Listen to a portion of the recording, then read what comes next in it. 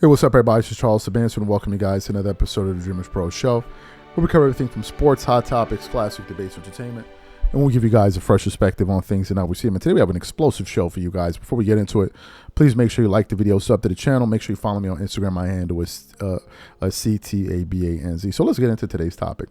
Okay, this is one that I am just itching to get to, because it's something that I believe that should be obvious, but for whatever reason, people are falling for the grift. Before producing this show, we put up a poll on our channel, and we asked the audience the following question. This poll has been out for just over an hour, and about 1,100 people have voted. And the question was simply this: who do you believe Stephen A. Smith is? I put Republican, Democrat, or grifter out for money. Out of the 1,400 voters, 14% said a Republican, 7% said a Democrat, 79% said a grifter out for money. And I've always believed this. I don't believe anything Stephen A. Smith is saying.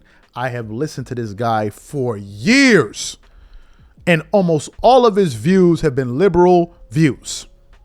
The only thing that one could deem or characterize as a conservative position was the fact that he was a capitalist.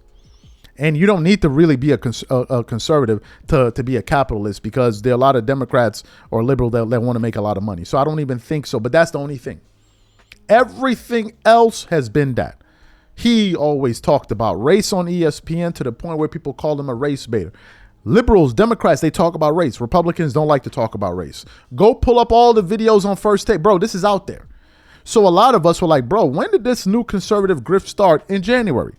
Because leading all the way up into the election, he was supporting Kamala Harris. And it seems like even Fox News knew that Stephen A. Smith was a political flip-flopper, and they had the courage to even put it on their video. We want to hold up a still for you guys to read, to see the title that Fox News put up. You see it there. Now, I want you guys to listen to Stephen A. Smith talk about why he believed Kamala Harris was going to win and some of the issues that he felt Trump had as a political candidate. Some of y'all will be shocked, the people that go over this channel and gobble up all that nonsense. Take a listen to this man here. All right, so let's stay on Kamala Harris for a second here. Democrats are in a state of panic. Although momentum seems to be going to Donald Trump. I told you this would happen in a private conversation we had. You were skeptical. I think I was proven right. You know sports better than I do. I think I know politics. I know. You do. But here's my question for you. You did call her out early, and you said she's making a mistake not doing interviews.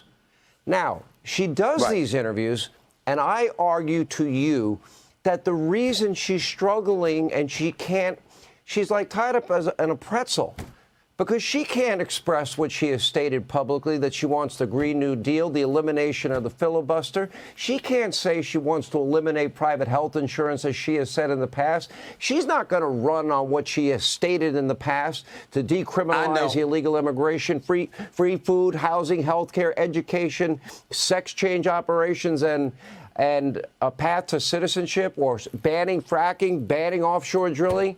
So she has to, give us word salads, because she won't tell us how she really feels. She's hiding her true beliefs. Well, Donald Trump doesn't do that. Well, first of all, that's a very long question. Let's get to it. Number one, you talk about what she's doing. Bottom line is this: as Vice President of the United States, it wasn't her job to lead. She has to go along with the program. You are a support base. You support the person that is in charge, who happened to be Joe Biden. That's number one. Number two, I know you're not talking about somebody being lucid and cogent and enunciating their thoughts with clarity, and you're bragging about Donald Trump. We can't be watching the same stuff if that's what you're doing. You ain't gonna do that today. Now, Lindsey Graham, hold it. Now, Senator Lindsey Graham is about to come on this show. Let me tell you something. That man can articulate himself very well. Not Donald Trump now. I have sat with him for hour after hour after hour, topic after topic after topic, and he is so dialed in. Really? Look, it's funny. People try. This is like the latest argument. And meanwhile, your friends in the Democratic Party, they ignored the obvious, significant, deep cognitive decline of the president for over 4 years. I said it before the 2020 election. Kamala to this day say, oh, Joe was really cognitively alert. You know that's a crock. I know that's a crock. What is she supposed to say, Sean? Knows it's a crock. Not Donald Trump. Sean, what is it? Hold on. What is she supposed to say? She's supposed to sit up there and say, you know what, my president, my boss. Truth. I mean, there was cognitive decline there. No, you're not. No, you don't do that. Show? You don't dime out your boss. You don't. Listen, I do tell the truth on my show, but guess what? So I said I do. What I said, however, is that I'm not going to dime out my boss if that's my boss. Go ahead. Whoa, hang on a second. You know what? I have never watched you hold back. You say what you mean. You mean what you say. That's my point. She is. But she knew he was a cognitive mess, and now she's lying. Oh no, I never noticed it. It's a crock. Sean, it's a lie. Because Sean, what you're trying to it's a lie. Because what people. But because what, listen, I personally, a year earlier, I was saying there's slippage, there's something that ain't there. He ain't going to make it to the election. Y'all better get with the program, do something about it. I was on the record about Joe Biden, but I'm not a part of the Biden administration. And if I was a part of the Biden administration, I wouldn't have told you that. That's number one. Number two, she's the candidate now. You got to run against her. Are you going to beat her, Sean? Are you going to beat her? Are you going to beat her? It's straight up. It's straight up. The American people. Are you as confident as you were months ago? The biggest choice election in a lifetime. I see some slippage on his part. Stephen A. So you heard what Stephen A. Smith had to say. That was him.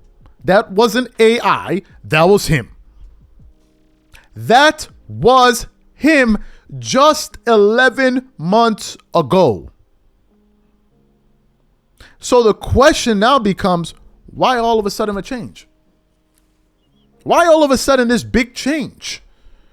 How did you all of a sudden now become this conservative? How? It's easy. Because he saw the direction that the wind was blowing. And he was willing to take a strong position because he knew that if he did so, he was going to lose a major portion of his audience. So instead, what he did was he was basically playing both sides of the fence so he doesn't really offend anybody. And in the end, you end up offending everybody because people see through it. That's what happened. And I believe to be successful in anything, you need strong views. The reason I say that is because people need to know that what he or she is saying about any given topic or issue, they believe it. They believe it. Everybody doesn't like everything. Let's knock it all the way off. We all don't like everything. We may share certain things in common. Yeah, things may be where you have an overlay. Yeah, sure. But for the most part, people see the world differently. It's a fact. So for you to try to act like, no, I'm in the middle of all of this. I can see what you're saying. I can, no, you don't. No, you don't. Because history says otherwise. History says, you pretty much sounded like a Democrat all this time. Pretty much. Not to say that being an independent isn't a real thing. Not to say that you can't understand both sides. I get all of that. But at the end of the day, you feel a certain way about issues. People come to our channel. They know I'm not a fan of LeBron James, but they know that. It's not a secret. I'm not hiding it. You know that. So when they come here, they know what they're getting. They know what they're getting, ultimately. But what I believe is the things that Stephen A. Smith is saying, he's built a conservative audience. You better believe it. I believe that if things change, his views will change too. And I think a lot of people are going to be bamboozled. Other people that gobble up the nonsense that he spews on a daily basis. And it's a damn shame. These are my thoughts. Whatever you guys think, please leave your thoughts and comments in the comment section. And we'll catch you guys on the next show. Peace.